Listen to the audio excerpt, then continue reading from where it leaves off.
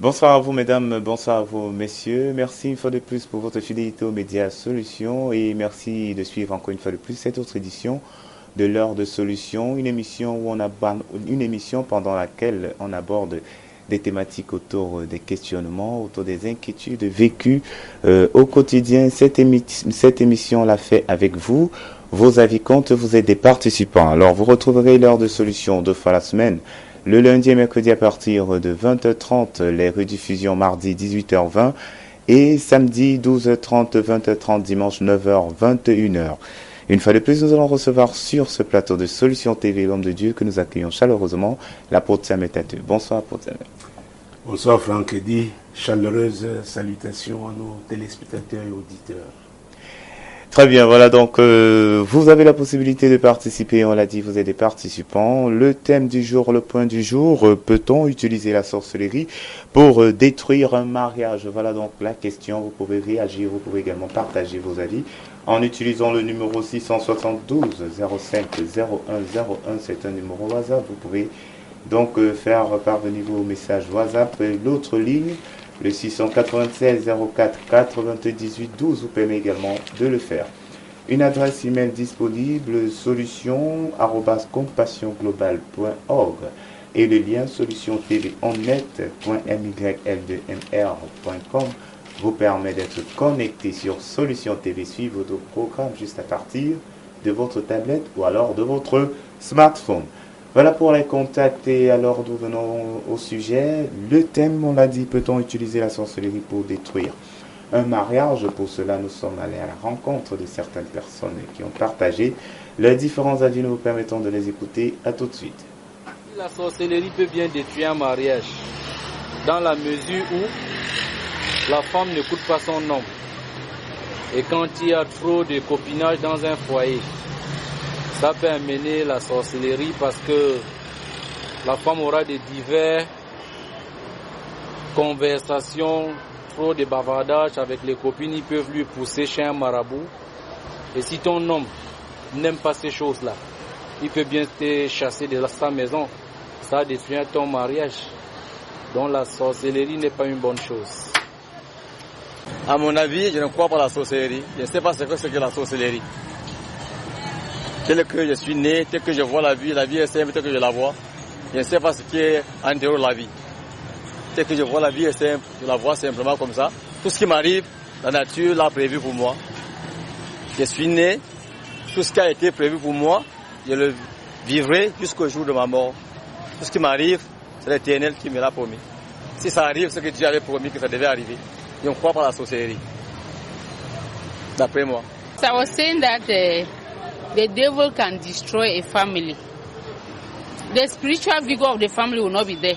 And so the devil comes in many ways, manipulative abilities to destroy the family so that they will not be strong. The devil destroys family, especially people who don't know God. You can, a man can go out with a woman and that's the end of his family. They can use children even to destroy the family. They get initiated. And so that's why it is important for a family to be very united and strong so that they will evade the devil from their family. Any family that doesn't know God, to the best of my knowledge, the devil can use any of them to destroy the family. Either the children, the father or the mother to destroy the family. Because if they, as the Bible says in Psalms 11:3, if the foundation is destroyed, what can the believer do? If the foundation of the family is not on Jesus Christ, there are high tendencies that will be destroyed by the devil.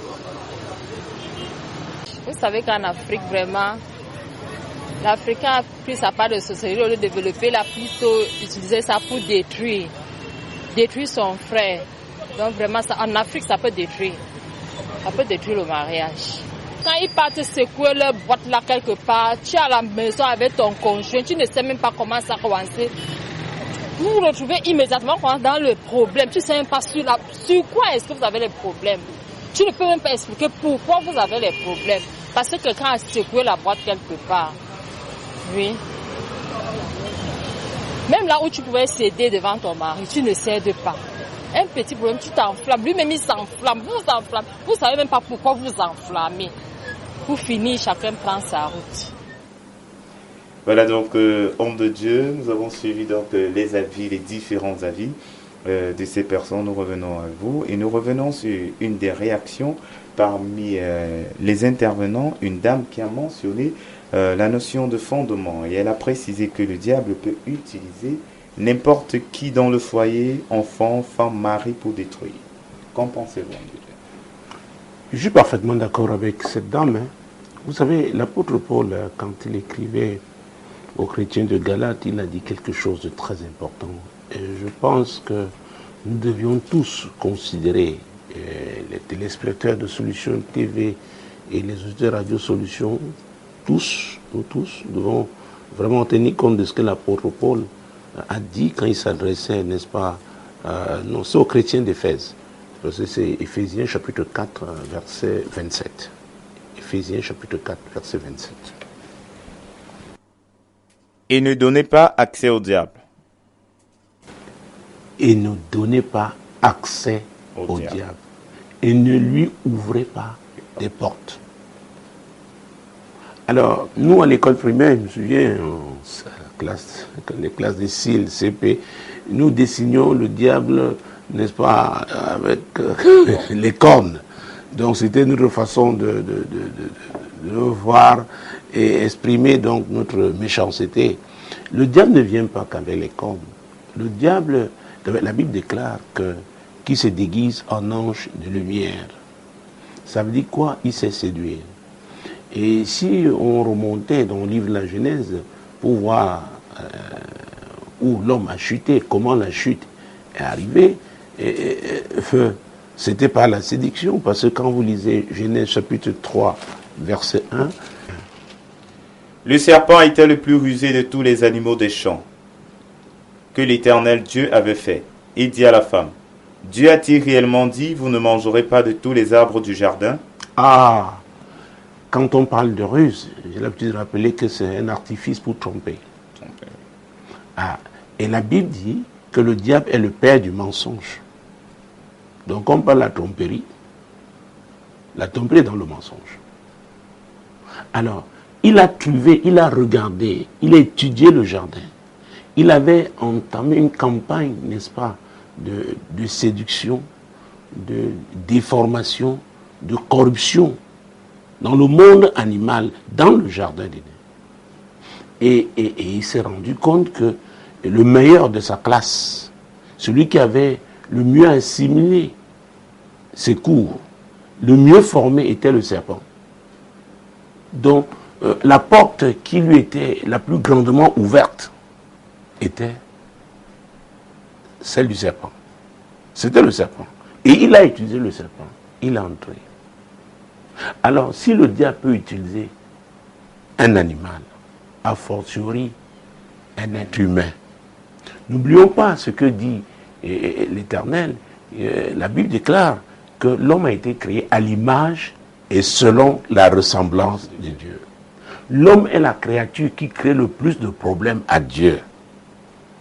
Même aujourd'hui, quand on parle de la dégradation atmosphérique, quand on parle de la pollution, les faits de serre, etc., n'est-ce pas, on parle de COP21, ce sont les activités des hommes. Il s'agit là des activités des hommes. Ces activités qui sont nocives même, n'est-ce pas, à notre environnement. Donc l'homme est un agent puissant de destruction quand il ouvre les portes au diable. Bon, nous parlons là dans un cadre, le mariage. Mais vous voyez, je suis allé dans le général pour montrer que dans le mariage encore, c'est très sensible.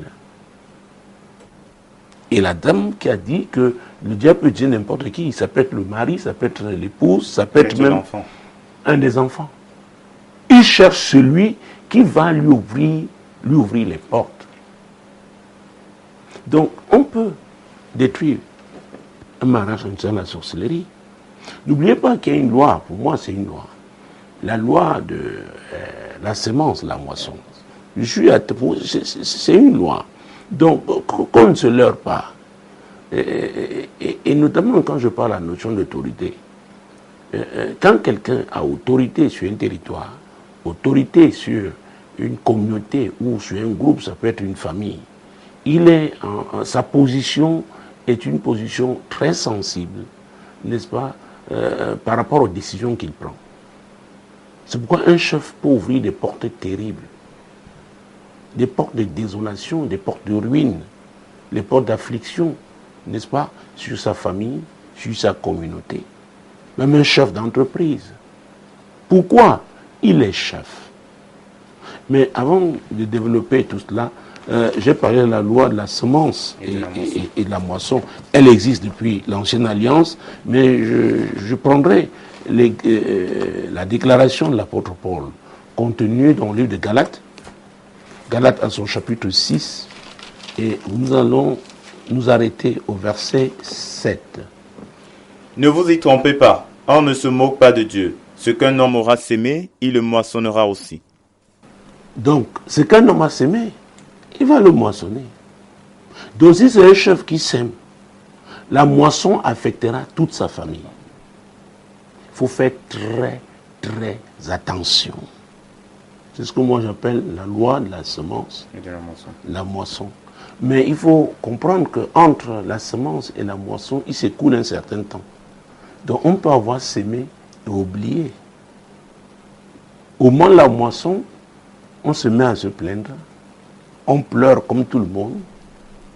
Et l'ignorance n'est pas une excuse. Il faut faire très, très attention. Donc, si on ouvre la porte, parce qu'on parle de la sorcellerie, c'est une activité de destruction qui vient du diable. Que ce soit la magie, toutes sortes de fétiches, de sortilèges qu'on va pratiquer, de toute façon, c'est une activité des ténèbres qui a pour but de détruire.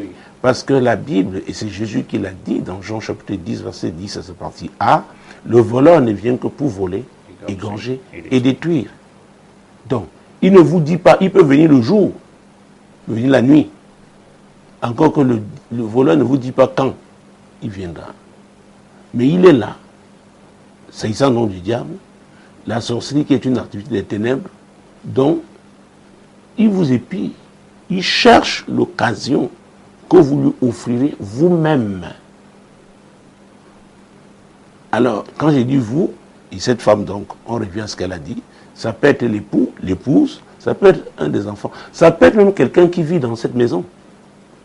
Peut-être nous aurons l'occasion d'en parler plus tard. Mais il faut comprendre que c'est possible. Il est rusé. Ça ne date pas d'aujourd'hui, c'est pourquoi je suis obligé de remonter au jardin Éden pour savoir que son activité de destruction ne date pas d'aujourd'hui. Et il est fidèle, c'est sa nature, il ne sait que détruire. Donc même s'il vous fait un bisou, ce bisou-là aura un impact négatif, n'est-ce pas, sur votre vie. Donc nous sommes dans 1 Corinthiens, chapitre 15, verset 33. Ne vous y trompez pas, les mauvaises compagnies corrompent les bonnes mœurs. Ah, les mauvaises compagnies corrompent les bonnes mœurs. Ah là là là là. Et c'est clair. L'apôtre Paul, il s'adressait aux chrétiens. Donc vous pouvez avoir cette Bible en main, vous avez été baptisé, dans certains milieux peut-être même confirmé, vous êtes correct, vous êtes chantre, membre du groupe d'une chorale, président du conseil paroissial, ancien d'église, diaconesse, même pasteur. Même pasteur. J'ai vu des pasteurs chavirés après un voyage quelque part, après une conférence, parce qu'ils ont été en contact avec un certain type de pasteur. Vous savez, il y a les professionnels de la pastorale.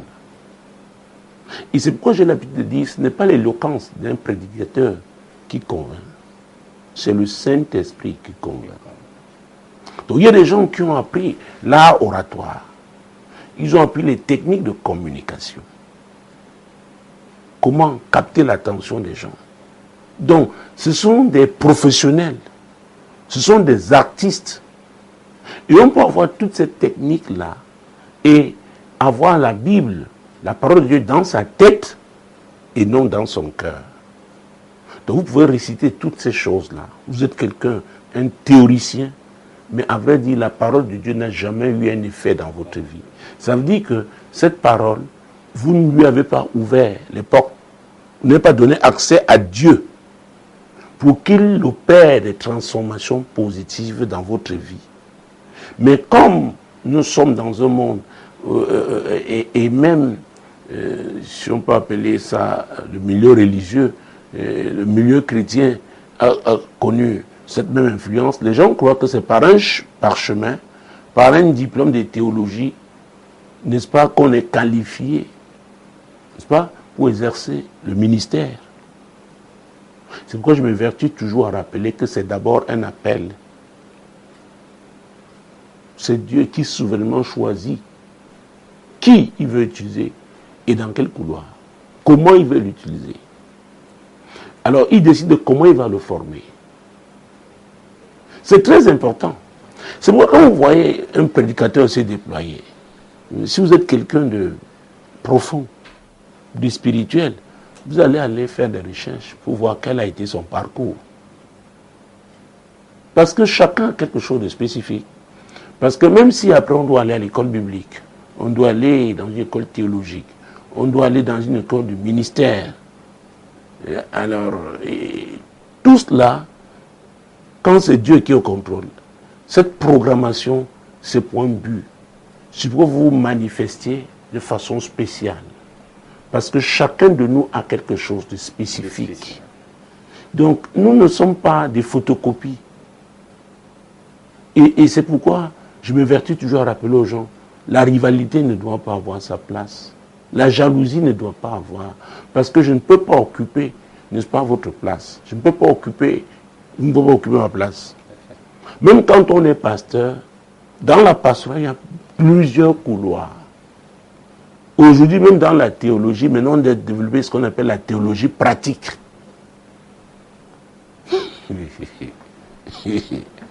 Et je suis un des enseignants de ce type de théologie, qui n'existait pas avant.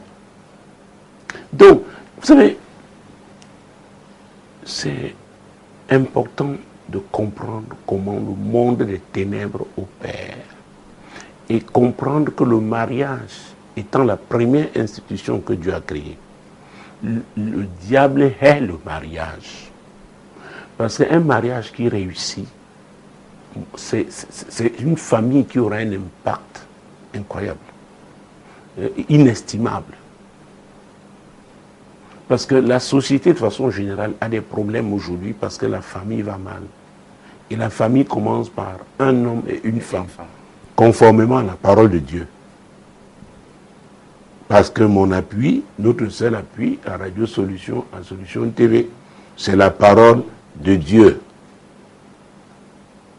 Donc, on doit faire attention avec le type de fréquentation que l'on a.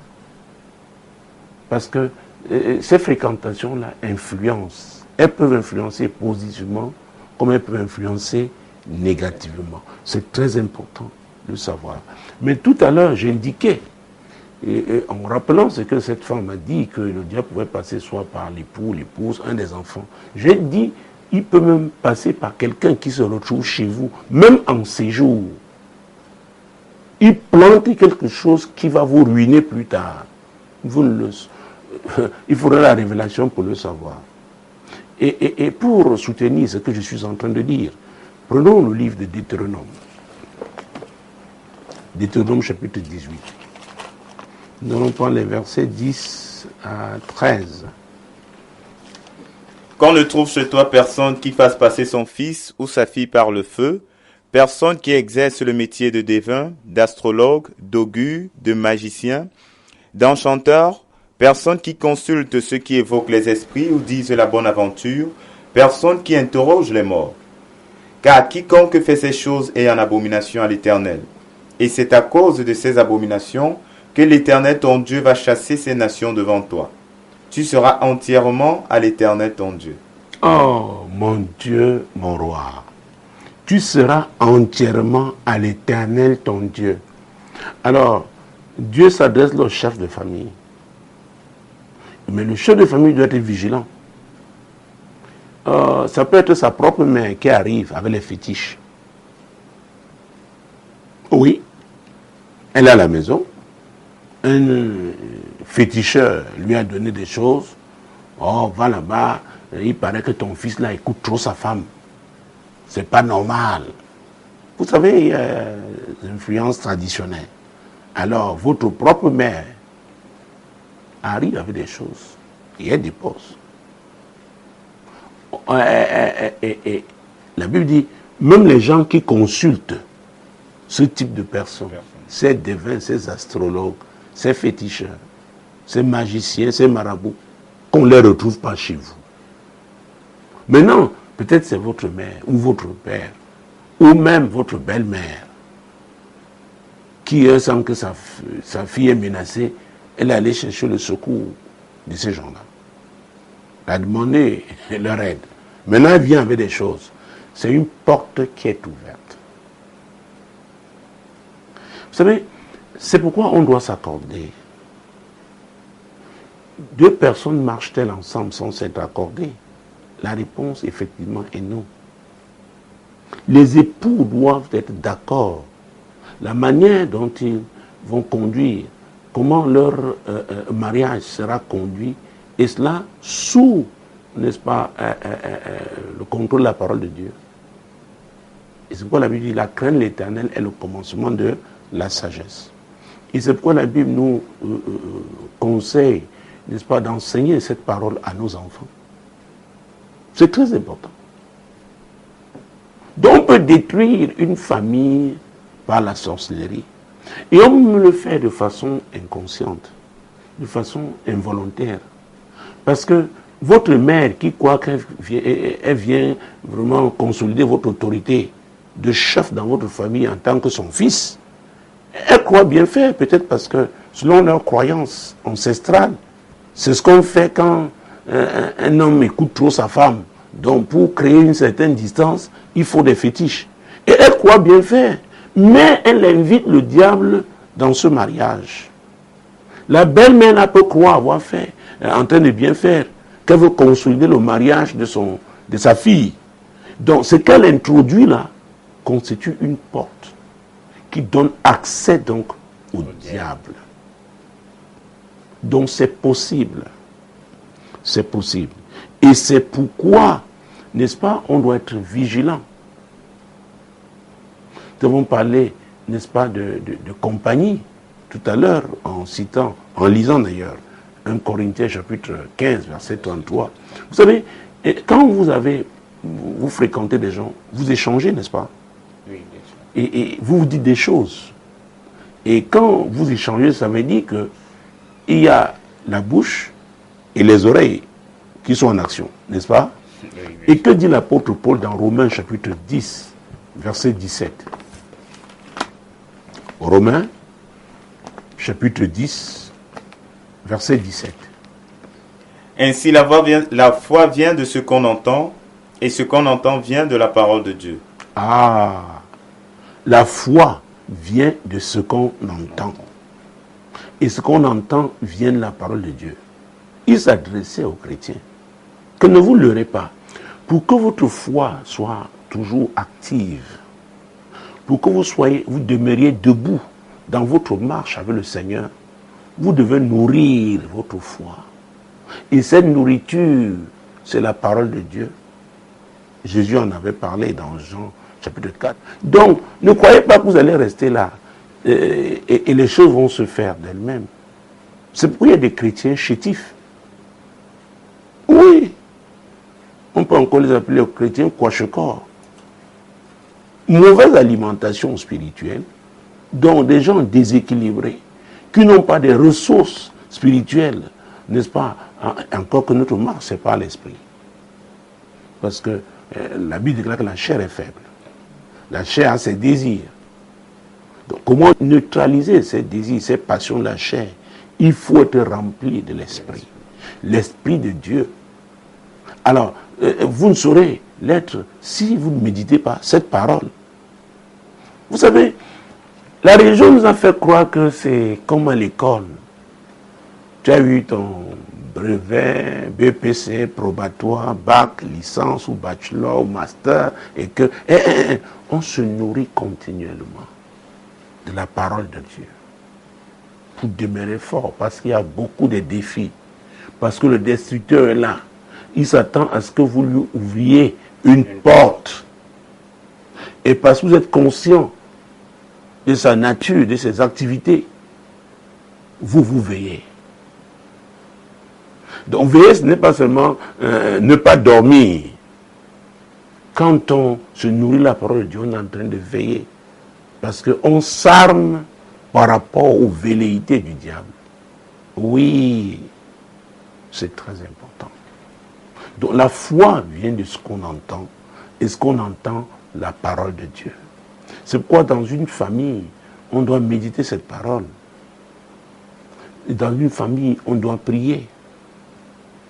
Les principes de Dieu doivent être enseignés. Et chacun doit veiller. Et est-ce que vous savez que même un agent de ménage que vous recrutez chez vous, s'il est, c'est quelqu'un qui consulte les marabouts, qui va faire le culte, n'est-ce pas, des ancêtres, il va parler aux morts, le week-end pendant que il est donc en train de se reposer, vous croyez qu'il est chez lui, il est au village en train de parler à ses ancêtres, et il revient le lundi. Ce n'est pas la même personne. C'est subtil. Nous devons faire très attention. Et c'est pourquoi nous devons être sensibles à l'Esprit de Dieu. Quelqu'un arrive, vous vous sentez subitement mal à l'aise. Il y a quelque chose qui ne va pas. Vous savez, l'apôtre Paul, la Bible nous dit dans lui des Actes, quand il est arrivé dans la ville d'Athènes, il était heurté au plan spirituel. Il était troublé à la vue de tous ces autels qui étaient là. Et ce n'étaient pas des autels divins, enfin, de certaines divinités. Ce n'étaient pas les autels, n'est-ce pas, dédiés à l'Éternel. Et il a même réalisé que sur l'un des autels, il fut écrit que cet autel était destiné à un Dieu inconnu. La Bible dit qu'il fut troublé dans son esprit. C'est pourquoi quand on va être troublé comme ça, on doit s'arrêter. Seigneur, qu'est-ce qui ne va pas? Peut-être votre agent de ménage est entré avec quelque chose de pas bien. Il y a des gens qui gardent, on leur a enseigné dans leur famille que quand vous avez un bon travail, il faut le garder en allant chez un marabout. Et pour garder ce travail, il peut venir déposer quelque chose chez vous. Surtout quand vous avez des époux qui travaillent, des enfants vont à l'école, dont le matin tout le monde sort, elle a la maison à elle. Donc elle peut cacher quelque chose quelque part, vous ne savez pas. C'est une porte qui est ouverte. Ce n'est pas facile. Donc, on doit veiller. Conscient que le mariage est une institution fondamentale dans la société. Dieu compte sur le mariage, compte sur la famille, n'est-ce pas, qui sera dans une famille d'intercession pour que sa volonté se fasse sur la terre. Donc, tout le monde devra veiller. Donc, on peut détruire un mariage par la sorcellerie. Tout à fait. Voilà déjà la première préoccupation résolue. On va continuer encore, homme de Dieu. Y a-t-il des éléments, comportements, caractères ou autres favorisant l'usage de la sorcellerie contre un mariage? Oui, et je crois que la dame dont nous avons parlé tout à l'heure a cité un passage biblique, hein, je crois que c'était 11, verset 3. Si les fondements du juste sont ébranlés, que fera-t-il? Trouvons ce passage. Allons-y. Quand les fondements sont renversés, le juste, que ferait-il? Ah ah. Alors, là, il s'agit du juste. Quelqu'un qui craignait déjà Dieu, qui a choisi de servir Dieu. Il a bâti sa vie, peut-être son mariage, sur le fondement de Dieu. Mais à un moment donné, quelque chose s'est passé. Quelque chose de terrible qui a affecté négativement le fondement. Vous voyez, je peux faire une corrélation avec 1 Corinthiens 15, 33, les mauvaises compagnies. Peut-être à cause de l'influence des mauvaises compagnies, n'est-ce pas, le fondement divin, qui était le socle du mariage, a été détruit. Le diable a entré. Il y a une femme qui a dit qu'on ne comprend plus rien. Pour un moindre problème, les gens n'arrivent plus à s'entendre. Un moindre problème, les gens n'arrivent plus à s'entendre. Pourquoi? Il y a une mauvaise influence dans ce mariage. Une mauvaise influence. Et vous savez, dans mon dernier ouvrage intitulé « Source de malheur », au 2e chapitre, je parle de rechercher la cause. C'est pourquoi quand il y a une telle tension, il faudrait qu'au moins que l'une des parties s'arrête et dise, hey, il y a quelque chose qui ne va pas. Je ne me reconnais pas moi-même, je ne reconnais pas mon épouse, mon époux. Il y a une influence quelque part qui ne va pas. Parfois, si les enfants ont un certain âge, eux-mêmes peuvent recourir à la prière. Que mais Seigneur, on ne comprend pas ce qui arrive à nos parents. Pour un moindre problème, ce sont des éclats de voix. Ils ne se parlent plus, ils ne mangent plus à table ensemble. Donc il y a des éléments. Vous savez, on doit veiller, je l'ai dit, quand je répondais la première question sur le mariage. Et imaginez-vous des gens qui, au départ, mangeaient ensemble. Vous savez, quand on vient de se marier, tout est bon, n'est-ce pas, dans le meilleur des mondes. Alors, on rêve, on sautille comme une tisse. Gloire à Dieu, vous mangez ensemble. Mais il faut garder ça dans la famille. Je sais que parfois, à cause des sollicitations professionnelles, il peut arriver qu'on rentre tard. Et tout ça, ça doit se discuter en famille. Qu'en famille, qu'on sache que papa ou maman, maintenant, a, c'est pas, certaines responsabilités au niveau professionnel qui font que, bon, elle n'est pas là ou il n'est pas toujours là à l'heure comme avant. C'est pourquoi il y a une modification dans ce qui se passe. Mais au moins le week-end, retrouvez-vous. C'est important. Je dois vous dire, quand vous mangez, vous avez pu manger ensemble, vous allez savoir si l'autre n'est pas bien. Il peut vouloir cacher quelque chose, mais dans son regard, parce que c'est votre personne. C'est votre personne, comme on dit au quartier. Vous la connaissez, votre femme ou votre mari. Donc, c'est votre personne. Donc, il y a des choses qui se passent dans cette... Moi, j'appelle ça la communion. Ah oui, pendant qu'on mange, on échange. Donc, ce sont des moments importants. Alors, vous savez, les problèmes, la rupture ne vient pas le premier jour. Les choses s'effritent, il y a comme une érosion. Et on ne voit pas venir. Donc quand on dit qu'il y a eu des problèmes, les gens ont divorcé, non, ça n'a pas commencé comme ça. On n'a pas été vigilant. C'est pourquoi je conseille de manger ensemble. Parfois, si l'autre est arrivé tard et que vous avez déjà mangé, trouvez, même si c'est un petit bout, restez avec lui. Peut-être c'est peut-être un fruit que vous voulez prendre. Bon, oui, peut-être un petit fromage, le temps de... C'est important, ces moments-là. Et alors, je dois vous dire, beaucoup font et j'ai remarqué ça avec les femmes. Parce que les enfants sont nés, on n'a plus trop le temps du mari, on dit maintenant on a les enfants. Ces enfants partiront un jour. Et les enfants d'aujourd'hui, je ne veux pas les qualifier d'ingrats, mais le droit au bonheur faisant, le jour où quelqu'un trouve son bonheur, il vous dit au revoir, et c'est naturel, et vous retrouvez que vous avez rompu votre communion pendant des années, et vous êtes devenus comme des étrangers à la maison. Et maintenant, vous réalisez que vous êtes vraiment la même chair, vous devez vivre. Ce n'est pas évident. Donc il y a certaines activités qu'on ne doit pas laisser occuper une place qu'elle ne devrait pas. Il y a certains soucis. Parfois l'homme se bat de son côté, la femme se bat, ils rentrent tous tard, ils veulent que les enfants aillent dans les meilleures écoles, ils veulent. Parce que je le dis parce que j'ai eu à avoir affaire, ici et ailleurs, n'est-ce pas, des parents qui ont fait ce type de sacrifice et étaient très amers après parce que les enfants, ils les ont taxés d'ingrats. Il y a des maisons vraiment abandonnées dans la forêt. Les gens avaient leur vision, ils oubliaient que les enfants auraient la leur. Maintenant, vous avez fait ça jusqu'à... Oh mon Dieu.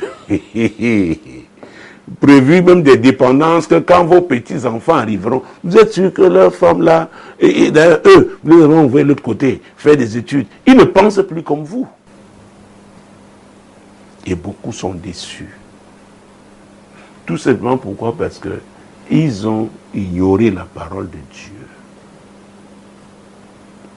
Donc, dans le comportement, revenons à ça, parce qu'il s'agit de cela, et revenons, par exemple, à l'apôtre Paul, parce que j'ai fait lire le verset 27 d'Éphésiens 4, oui, tout à l'heure, mais nous allons commencer à partir du verset 26. Et prendre aussi le 27 que nous avons lu. Si vous vous mettez en colère, ne péchez point. Que le soleil ne se couche pas sur votre colère, et ne donnez pas accès au diable. On parlait du comportement, du caractère. La colère est terrible. Vous savez, il y a un type de colère qui peut amener quelqu'un à manifester une forme de démence, de folie, pendant quelque temps, et il peut tout détruire. Quand nous étions tout petits au quartier, il y avait une famille, enfin, un couple, je n'entrerai pas dans les détails, mais quand ça n'allait pas, la femme était d'une violence terrible. Un jour, elle a pris une pierre écrasée, elle a frappé le mari, il est tombé. Évanoui. Elle cassait les verres, elle cassait tout. Et on voit la radio, elle prend un casse. À la fin du mois, l'homme revient avec une nouvelle radio. Alors, nous parlons de sorcellerie, n'est-ce pas? Et je vais vous dire, ça peut être la manifestation alors, ou alors les effets de la sorcellerie dans une famille. Parce qu'on peut envoyer un mauvais esprit dans une famille. Et l'esprit là commence donc, comment j'allais dire, à manipuler les membres de cette famille, commence mon Dieu, à les malmener. Cet homme était malheureux. Et il aimait sa femme. Je connais l'histoire d'une femme qui battait son mari, mais après elle pleurait. Je connais l'histoire d'une jeune femme, son mari s'est cassé, ça c'était pas au Cameroun, et c'était pas avec un Africain. Elle a boxé l'homme un jour, boxé vraiment. Boxé. Heureusement, dans ces pays-là, il n'y a pas d'antivol. Quand c'est pas à un certain niveau, il est sorti par la fenêtre. Donc, il y a une femme qui me dit une fois qu'elle sentait ça souvent venir. C'est-à-dire, elle était consciente tellement que c'était un mauvais esprit. C'est un mauvais esprit. Une fois dans mon bureau, c'était des gens d'un certain niveau. Et comme je les avais en face de moi, je voyais comment la femme commençait à tordre sa bouche bizarrement. Mais le mari ne voyait pas. J'ai dit, Seigneur, l'histoire, ce serait un mauvais esprit. Parce que l'homme se plaignait. Dieu, comme il est fidèle, fidèle envers ses serviteurs, je priais dans mon cœur, je dis, Seigneur, comment faire? Parce que cet homme, il est chrétien, mais il est dans une branche qui ne comprend pas très bien les délivrances. Alors, si je commence la prière là, ici, il risque d'être comme scandalisé. Dieu m'a aidé. Dieu m'a aidé. Nous sommes sortis là. Une semaine après, la femme a demandé un rendez-vous. J'ai dit, ça, c'est une urgence, elle vient. Elle me dit, papa, merci. Quand nous étions à ton bureau, il y avait un moment, je ne me contrôlais plus. Il y avait une voix qui me disait, mais, le feignant là. Mais comme tu étais devant moi, je ne voulais pas aussi dégamer. Je me suis mis à résister. Et je lui ai dit, je l'ai vu physiquement parce que tu tordais tes lèvres. La voix dit, abandonne-le là, il fout le camp, il aime qui? Ça, c'est la pratique, c'est dans le ministère. Et je ne parle pas des gens du souk, de bas niveau. Je parle des cadres supérieurs. Vous dites que les mauvais esprits ne respectent personne. Quand on leur ouvre les portes. Donc il y a des gens qui, avant de se marier, il aurait fallu, n'est-ce pas, confier un travail spécial dans leur vie en matière de délivrance. J'ai eu à parler à une femme qui était très malheureuse, elle pleurait. Elle me dit, je ne comprends pas, pasteur. Mon mari, chaque fois que nous avons des rapports, et après ça, il doit se masturber pour pouvoir être en paix et dormir. Elle me demande, mais je sers à quoi alors? Je lui dis, c'est un mauvais esprit. Ça, si rien n'est fait, ça va détruire votre mariage. La sorcellerie. Oh! Donc on peut mandater un esprit. Tu peux la colère. Et quelqu'un même parle de la jalousie. Vous savez, la jalousie aussi, une des définitions de la jalousie, ça peut être l'expression d'un amour inquiet. Inquiet parce qu'il ne veut pas partager l'être aimé avec quelqu'un d'autre. Et ça peut être justifié comme ça peut être injustifié.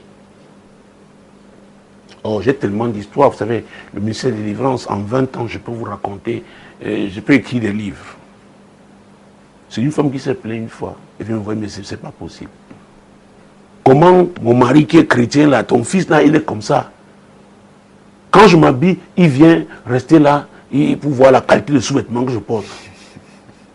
Hein? Quand c'est un sous-vêtement neuf, il me demande pourquoi je porte un sous-vêtement neuf maintenant pour aller à tel endroit.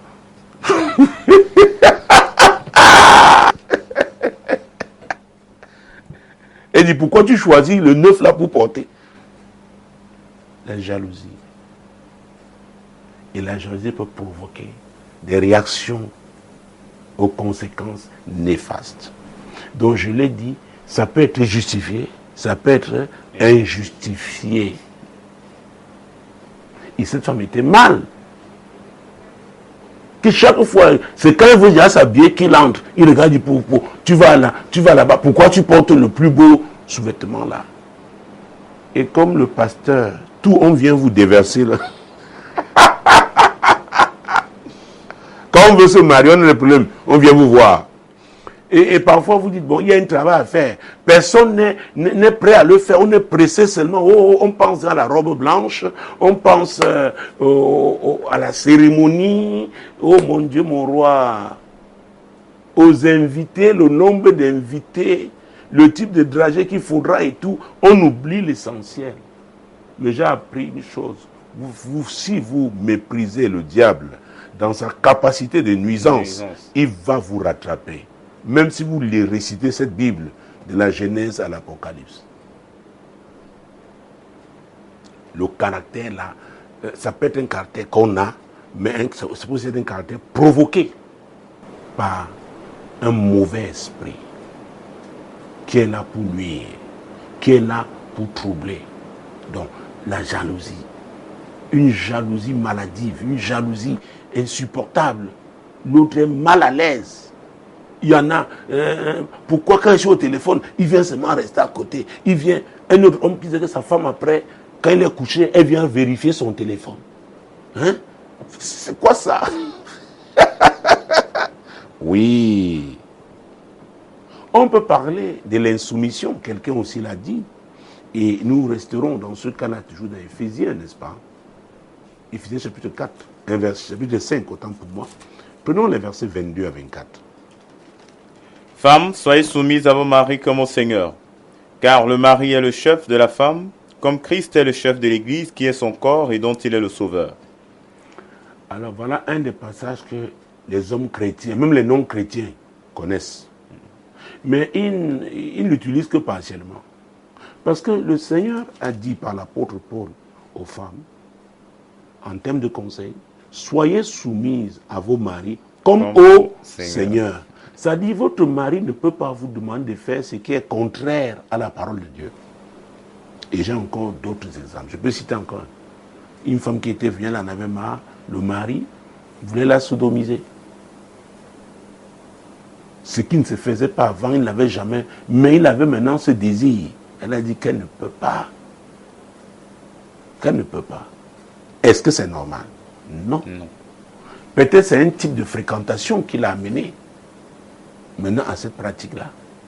Alors une telle femme, va-t-on la qualifier, n'est-ce pas, d'insoumise? Non, parce que ce n'est pas conforme à la parole de Dieu. La parole de Dieu, c'est une abomination. Donc quand on parle de soumission, à vrai dire, il s'agit d'un homme qui est d'abord lui-même soumis au Seigneur, et il va donc traiter sa femme conformément aux exigences de la parole de Dieu, aux exigences du Seigneur. Parce qu'à vrai dire, le mariage, c'est Dieu qui vous donne une femme. Nous avons cité ici plusieurs fois, Proverbe chapitre 18, verset 22, que celui qui trouve une femme a trouvé le bonheur. C'est une grâce qu'il obtient de l'Éternel. Donc, parce que c'est une grâce qu'il obtient l'Éternel, il va bien traiter cette femme. Parce que lui-même sait qu'il est sous l'autorité du Seigneur, qui le traite lui-même bien. Vous voyez, c'est qu'il faut que les choses soient clairement équilibrées, que nous comprenions quand nous parlons de soumission. Vous ne pouvez pas être un aventurier. Vous engagez votre femme toujours dans des projets qui foirent après. Et sans explication, vous passez d'un projet à un autre, vous perdez l'argent, et à un moment donné, vous n'êtes plus crédible. Cette femme, à un moment donné, doit s'arrêter et se poser la question, que mais tiens là, toi, tu m'amènes où? Et il y a des hommes qui n'aiment pas qu'on leur pose des questions. Les femmes ne sont pas des moutons. À un moment donné, il faudra leur expliquer, leur dire. Vous savez, une vision, ça se partage, n'est-ce pas? Et si à un moment donné, il y a un problème, parce qu'il y a des difficultés, il faudrait partager avec votre épouse pour qu'elle comprenne quelle serait même sa contribution, comment elle pourrait vous aider à affronter cette difficulté. Et là, on touche à un autre point, le manque de communication. Les gens qui ne communiquent pas.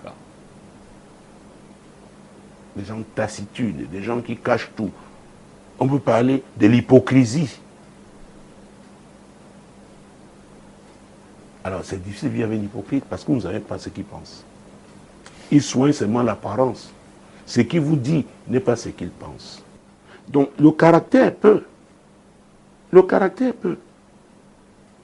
Allons, prenons Matthieu, chapitre 6, verset 14 et 15.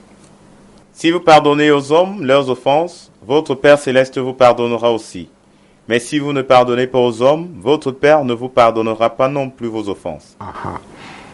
Alors, la nécessité de pardon, le manque de pardon, ouvre les portes au diable. Matthieu 19, verset 4 à 10. Il répondit, « N'avez-vous pas lu que le Créateur au commencement fit l'homme et la femme, et qu'il dit, « C'est pourquoi l'homme quittera son père et sa mère et s'attachera à sa femme, et les deux deviendront une seule chair. Ainsi ils ne sont plus deux, mais ils sont une seule chair. Que l'homme donc ne sépare pas ce que Dieu a joint. Pourquoi donc lui dirent-ils, Moïse a-t-il prescrit de donner à la femme une lettre de divorce et de la repudier? Il leur répondit, c'est à cause de la dureté de votre cœur que Moïse vous a permis de repudier vos femmes. Au commencement, il n'en était pas ainsi. Mais je vous dis que celui qui repudie sa femme, sauf pour infidélité et qui en épouse une autre, commet un adultère. Ses disciples lui dirent, si telle est la condition de l'homme à l'égard de la femme, il n'est pas avantageux de se marier. Vous voyez que même les disciples du Seigneur n'étaient pas d'accord avec lui, à cause de leur tradition. Pour eux, on pouvait répudier une femme pour une raison quelconque. Jésus a dit, sauf en cas d'infidélité. Mais, je dois équilibrer avec Matthieu toujours, mon Dieu, mon roi, Jésus-Christ de Nazareth. Allons au chapitre 18. Nous étions au chapitre 19, revenons au 18, versets 21-22. Alors Pierre s'approcha de lui et dit, Seigneur, combien de fois pardonnerai-je à mon frère lorsqu'il péchera contre moi? Sera-ce jusqu'à 7 fois? Jésus lui dit, je ne te dis pas jusqu'à 7 fois, mais jusqu'à 70 fois 7 fois. Donc, le pardon, la nécessité de pardonner. Mais il faudrait que ce pardon soit sincère. Il y avait l'histoire de cet homme. Il a été victime d'adultère. Vous voyez. Il avait dit qu'il avait pardonné. Et l'affaire s'est réglée. On a prié par rapport à ça. Et après, il disait à sa femme, quand elle se disait, dis-moi, il faisait comment? Il faisait comment? La femme dit, mais c'est pas possible. La femme revient me dire, ouais, il avait dit qu'il avait pardonné. Pourquoi? Parce que les gens croient que c'est facile. Parce qu'il y a des choses, comment je vais dire, des situations que nous vivons qui nous traumatisent. On peut être inconsciemment traumatisé. C'est pourquoi quand on parle de pardon, il faut laisser le temps à Dieu aussi de faire son travail. Que ça aille en profondeur. Beaucoup se précipitent, disent j'ai pardonné, mais après n'assument pas. Vous comprenez? Mais le Seigneur nous demande de pardonner. Quel que soit ce qui est arrivé, il nous demande de pardonner. Alors quand vous décidez de pardonner, retournez-vous vers lui. Il va vous accorder la grâce de véritablement pardonner parce que c'est le désir de votre cœur. Et comme cela, vous n'aurez pas donné,